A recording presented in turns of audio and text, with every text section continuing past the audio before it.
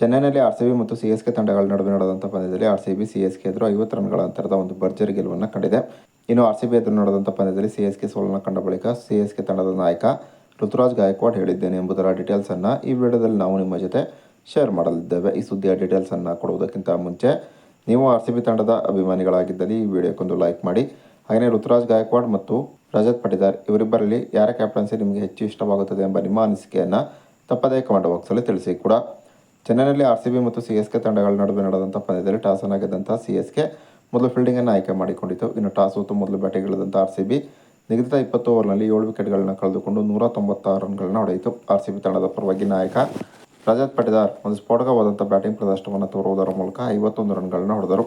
ಇನ್ನು ಗೆಲುವಿಗಾಗಿ 197 ರನ್ಗಳ ಗುರಿಯನ್ನು ಪಡೆದಂಥ ಸಿಎಸ್‌ಕೆ ನಿಗದಿತ 20 ಓವರ್ನಲ್ಲಿ 8 ವಿಕೆಟ್ಗಳನ್ನು ಕಳೆದುಕೊಂಡು 146 ರನ್ಗಳನ್ನು ಮಾತ್ರ ಹೊಡೆಯಿತು. ಈ ಮೂಲಕ ಸಿಎಸ್‌ಕೆ ಆರ್‌ಸಿಬಿ ಎದುರು 50 ರನ್ಗಳ ಅಂತರದಲ್ಲಿ ಒಂದು ಹೀನಾಯವಾದಂಥ ಸೋಲನ್ನು ಕಂಡಿತು.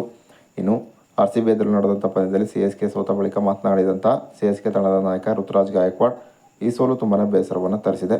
ಈ ಪಂದ್ಯದಲ್ಲಿ ನಾವು ಸಾಕಷ್ಟು ತಪ್ಪುಗಳನ್ನು ಮಾಡಿದೆವು. ಫೀಲ್ಡಿಂಗ್ನಲ್ಲಿ ಮತ್ತೊಮ್ಮೆ ನಮ್ಮ ತಂಡ ಎಡವಿತು. ರಜತ್ ಪಟಿದಾರ್ಗೆ ಈ ಪಂದ್ಯದಲ್ಲಿ ನಾವು ಮೇಲಿಂದ ಮೇಲೆ ಜೀವದಾನವನ್ನು ನೀಡುತ್ತಾ ಹೋದೆವು. ಇದರ ಸದುಪಯೋಗವನ್ನು ಪಡಿಸಿಕೊಂಡು ರಜತ್ ಪಟಿದಾರ್ ಈ ಪಂದ್ಯದಲ್ಲಿ ಒಂದು ಸ್ಫೋಟಕ ಬ್ಯಾಟಿಂಗ್ ಪ್ರದರ್ಶನ ತೋರಿದರು. ಇನ್ನು ಕಡೆಯಲ್ಲಿ ಟಿಮ್ ಡೇವಿಡ್ ಕೂಡ ಒಂದು ಸ್ಫೋಟಕವಾದಂಥ ಬ್ಯಾಟಿಂಗ್ ಪ್ರದರ್ಶನವನ್ನು ತೋರುವುದರ ಮೂಲಕ ತಂಡದ ಮೊತ್ತವನ್ನು 190ರ ಗಡಿಯನ್ನು ದಾಟಿಸಿದರು. ಇನ್ನು ಹೆಜಲ್ವುಡ್ ಆರಂಭದಲ್ಲಿಯೇ ನಮ್ಮ 2 ಪ್ರಮುಖ ವಿಕೆಟ್ಗಳನ್ನು ತೆಗೆದರು. ಹೀಗಾಗಿ ಪಂದ್ಯದಲ್ಲಿ ವಾಪಸಾತಿಯಾಗಲು ನಮಗೆ ಸಾಧ್ಯವಾಗಲೇ ಇಲ್ಲ.